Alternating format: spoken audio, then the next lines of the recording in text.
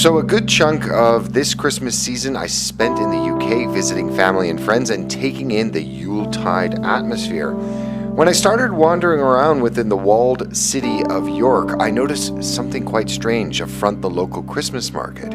It looked like a giant piece of Lego, and then it all fell into place.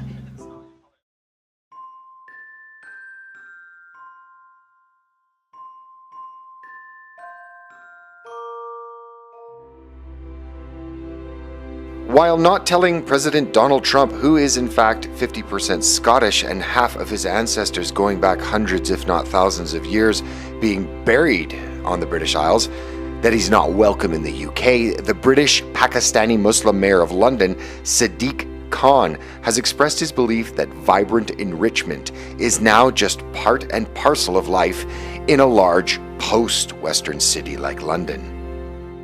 His sentiments are echoed throughout the continent as city after city has erected diversity walls on the approaches to Christmas markets throughout the continent as visual reminders for all that diversity is our strength. Given the absolute state of Germany, Christmas markets were opened in Berlin and the concrete roadblocks were wrapped up to look like presents deposited by Santa Claus and wrapped with cute little bows so to visually minimize the reality that choices made by the political leadership, and to be fair, cheered on by many, have consequences, deadly consequences. But of course there are those that celebrate the diversity walls and say that they are expedient because if you do get hit by a truck of peace, the cloth will be able to bandage your wounds and the ribbons can act as a tourniquet, and therefore is a blessing to any Christmas reveler.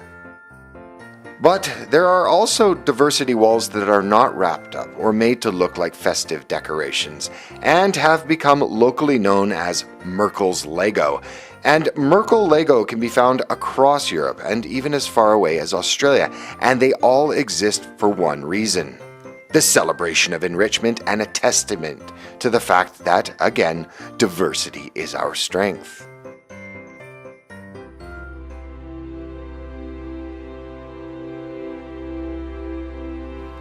And thus, when walking through York, I too found that even small provincial towns are not immune to the strength that diversity brings.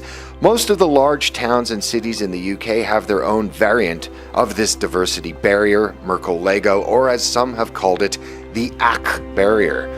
York did too, as you can see in several approaches to the York Christmas market.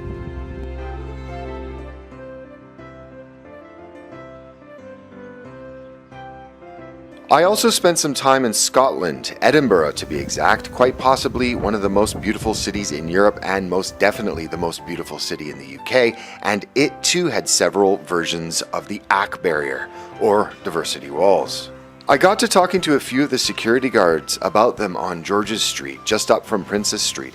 They explained to me that they were aware that the Merkel Lego, as well as the ACK barriers by themselves, were not going to stop a large truck of peace.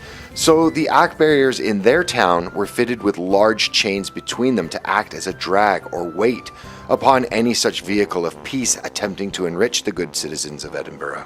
As well, the red and white barriers being set apart from the inner Merkel Lego as the absolute boundary any vehicle that is unknown to security is allowed to approach to fend off the enrichment of cars detonating in the name of peace. Also, there was another arrangement of barriers along the Royal Mile. These ones, like those in other cities, try to camouflage their purpose behind a colorful presentation, but make no mistake, they are ACK barriers and are ironically, to those that mindlessly cheer the arrival of those that make them a necessity, building walls and not bridges. In fact, in perhaps the most ironic twist of all, just outside the approach of the Royal Mile's ACK barrier, there is an ashtray that asks the question, Donald Trump is making America great again, and you vote by depositing your cigarette butt under real news, or as the overwhelming majority of smokers in town did, under fake news. And this is what the absolute irony is. that the ashtray ballot box is sitting in the shadow of a diversity wall that has been spruced up in colorful holiday cheer to help those attending pretend that the vibrant enrichment that necessitates the ACK barrier is not happening, nor that they are being vicariously bigoted for erecting a wall that provides visual, concrete proof that shared values within a society matter. And all of this is so people can go along miming Christmas cheer in the shadow of mistletoe, Merkle Lego, fences, chain concrete block weights, and police armed with automatic rifles, and pretend to themselves that this is only temporary, rather than the new reality. If Europeans cannot have a Christmas market in peace, what do they expect in their future as more vibrant diversity floods into their continent? It's like watching an entire civilization in denial. We used to have carefree, peaceful, and joyous Christmas markets, but we now need diversity walls and armed police. But never ask themselves, what changed? Who voted for this? What does this mean for our future and the future of our children?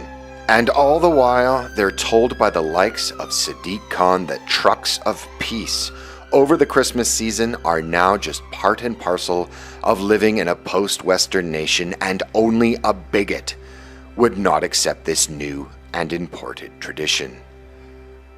A very merry multicultural Christmas to you all, and please stay safe.